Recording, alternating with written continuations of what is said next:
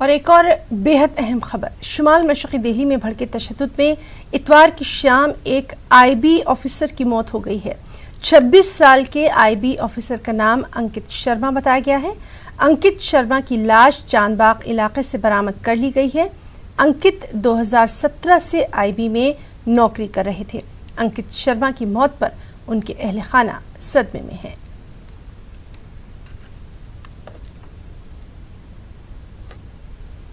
कौमी जांच agency NIA ने आज खासा बडगाम के वगर और किरमशुरा इलाकों में छापेमारी की है।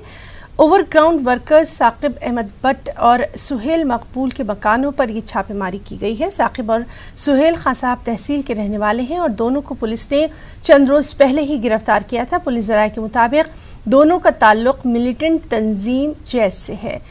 NIA ने किरमशुरा में चंद इस्लामी स्कूलों पर भी छापेमारी की है। आखिरी इत्तलात मिलने तक छापेमारी का ये सिलसिला जारी था।